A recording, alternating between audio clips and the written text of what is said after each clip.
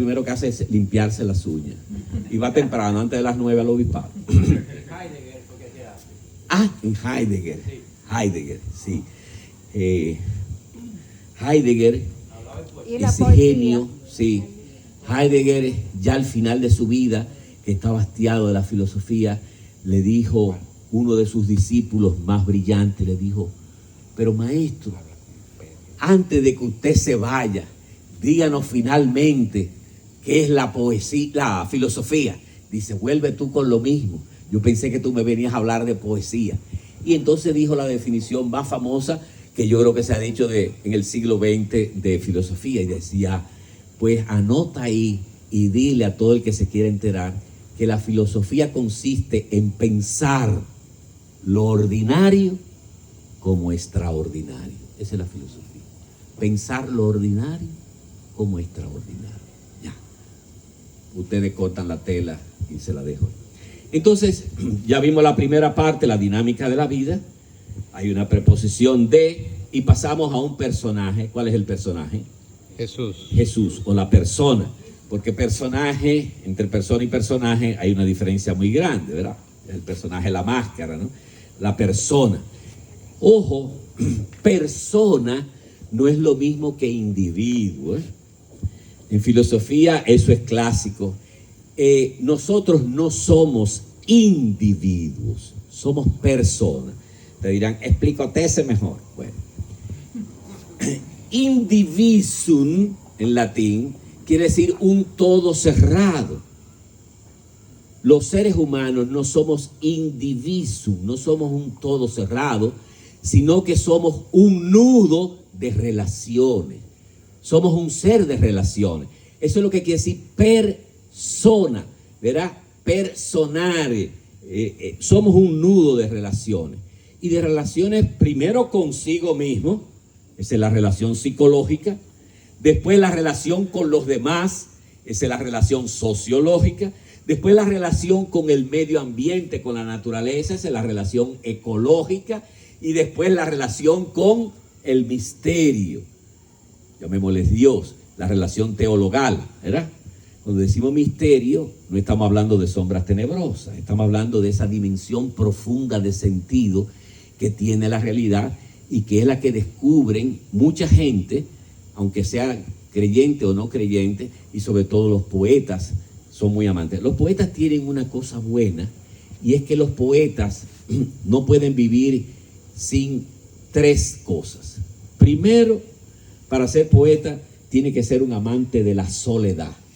¿Ustedes han visto un poeta bueno que no ame la soledad? ¿Ustedes lo han visto?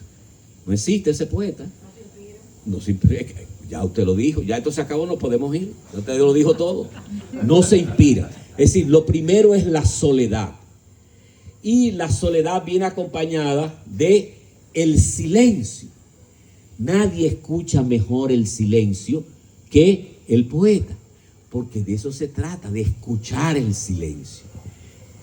Déjeme hacerle un miserable paréntesis y decirle, los que son creyentes, yo no sé cuáles serán creyentes de aquí, y que tenemos, diríamos, actitud de orar, la gente piensa que orar es, lo primero en orar es hablar, decir, vocalizar. Lo primero en la oración, decía el maestro Eckhart en el siglo XIV, es escuchar. En realidad, en el fondo, la oración no es un diálogo de palabras, sino un diálogo de escucha. ¡Ah! Yo hago muchísimas musarañas, eso le llamo por la vejez. Entonces, fue como aquel viejito que se sentaba todos los días en la iglesia y duraba 1 hora y no movía los labios. Y el párroco inteligente, porque hay muchísimos párrocos brutos, dijo, no, pero yo tengo que descubrir qué le pasa a ese hombre, ¿no? Y dijo, ven acá, usted viene todos los días y dura 1 hora sentado y ni mueve los labios. Y yo sé que usted está orando. ¿Qué usted le dice a Dios? Y él le dijo, yo no le digo nada. Yo solamente escucho. Y entonces el padre inteligentemente dice, ¿y entonces qué le dice Dios a usted? Dice, él no me dice nada, él solamente escucha. O sea, la oración es un diálogo de escuchas, no un diálogo de parlanchines y nosotros hacemos muchísimas musarañas y decimos muchas cosas. Lo primero en el orar es escuchar, afinar el oído, ¿verdad? Como el Apocalipsis lo dice mejor, ¿verdad? Oír al resucitado y obedecer a la Ruach, el Espíritu. Ob audiere, obedecer quiere decir, viene del latín, ob audiere, quiere decir poner el oído. En eso consiste la obediencia. Ob audiere, poner el oído, oír al resucitado, obedecer a la Ruach, al Espíritu. En eso consiste el rezar. Después observar la realidad y después otear el reino. ¿Por dónde es que está pasando el reino? El proyecto de Jesús, el reino. Es curioso. Yo me he hecho un ejercicio, ya yo no hago ejercicio porque ya con los 70 años que tengo, la cabeza no me da para hacer ese. Pero una vez me cogió con hacer este ejercicio y era sentarme en la iglesia y escuchar cuántas veces se dice en una misa la palabra reino. Óyeme, y a veces me pasaba meses, y en la homilía y en nada en la liturgia se oía la palabra reino. Cuando realmente el personaje o la persona de la cual vamos a hablar, llamado Jesús de Nazaret, era un disco rayado. Jesús nada más hablaba, era monotemático, él nada más hablaba de una cosa, de el reino de Dios y de atrás para adelante, y del Dios del reino. Él no se salía de ahí, del reino de Dios y del Dios del reino. Óyeme, y la iglesia perdió la capacidad de hablar del reino. Gravísimo. Ese es el pecado teologal más grande que comete la iglesia. Que no lo oigan en el obispado. Los obispos no hablan del reino. Los curas no hablan del reino. Los sacerdotes, las monjas no hablan del reino. Porque es peligroso hablar del reino. ¿El reino qué es? Esa gran revolución, esa gran transformación que Dios quiere hacer en la creación, que comienza en la historia y culmina en la eternidad, porque el reino no es el cielo, el reino no es la vida eterna, el reino no es algo que viene después que uno guinda los tenis. No, el reino comienza en la historia y culmina en la eternidad. Si no, como decía San Anselmo, si el reino no comienza en la historia y culmina en la eternidad, no tiene sentido la encarnación de uno de la Trinidad. Se hizo humanidad, era en la persona de Jesús de Nazaret. Yo creo que el que niega eso, niega el ABC de la fe, la encarnación. Déjenme decirles que de cada 100 católicos o 100 cristianos, porque incluyamos los hermanos separados, 101 no creen en la encarnación, de verdad. Yo os lo digo con toda, ya con 70 años de edad que yo tengo y como teólogo le puedo decir, la mayor parte de los creyentes no creen en la encarnación. Cuando decimos encarnación, ¿a qué nos referimos? Nos referimos a que Dios decidió un día meterse en la humanidad y hacerse parte de la humanidad. No decidió disfrazarse de ser humano, sino hacerse humanidad, de la misma pasta humana con la que nosotros estamos hechos. Si nosotros no asumimos eso como un dogma de fe, le quitamos de una vez la zapata al cristianismo. Es decir, la zapata del cristianismo está sostenida en que un día Dios se metió en la humanidad, en una persona concreta que se humanizó, ¿verdad? Si yo lo dijera dogmáticamente, diría, la segunda persona de la Santísima Trinidad, vale decir el Hijo, se hizo un ser humano igual a nosotros en todo. Esa sería la expresión dogmática, que es muy buena, pero también muy enredada. Entonces, yo les diría algo más todavía. Agárrense, porque esto no se puede decir donde hay curas y monjas, porque se escandalizan. Yo pienso que Dios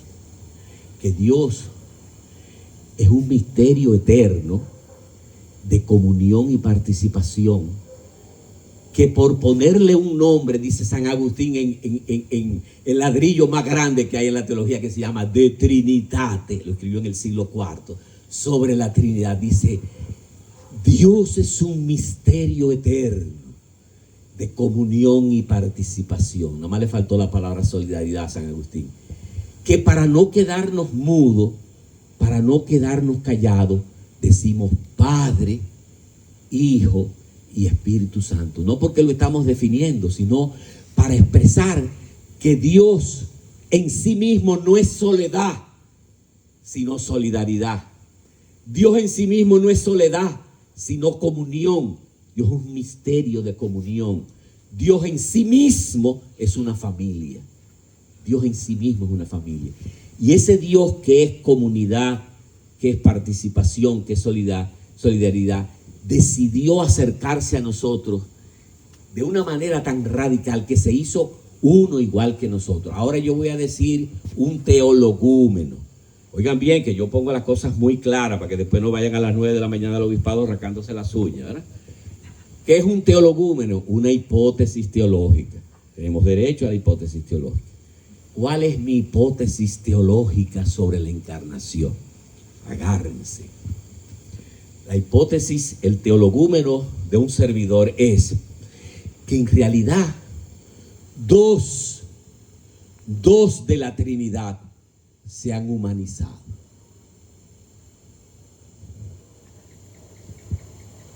Dios se acercó tanto que se hizo un ser humano igual a nosotros en todo, de rostro masculino, que se llamó Jesús de Nazaret.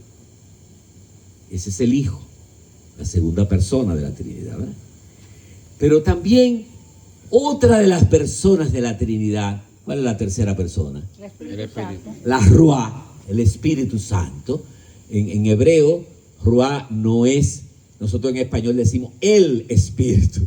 Los judíos se ríen porque dicen, ¿y de dónde ustedes se han sacado el Espíritu? Porque Espíritu es una palabra femenina. Es decir, en la cultura bíblica, Ruá es un femenino. Lo que pasa es que Ruá, ustedes saben que la traducción va matando las palabras, o la va, no matando, distorsionando. Por eso los traductores del siglo XV, de los tiempos de Gutenberg, decían, traductore traditore, el que traduce traiciona. Es verdad, el que traduce traiciona. Una palabra en hebreo, Ruá, que es femenina, yo no puedo decir el Ruá, la Ruá. Yo oigo cura diciendo el Ruá, la Ruá, ¿no? Si le vas a poner el artículo, es femenina, la Ruá. Al pasar del hebreo al griego se hizo neuma, pero neuma es neutra, no es ni masculino ni femenino en griego. Y al pasar neuma al latín spiritus en latín es masculino. Y al pasar del latín al español siguió siendo masculino. O sea, como una palabra en la traducción femenina en su origen se convirtió en una palabra masculina en el proceso de traducción.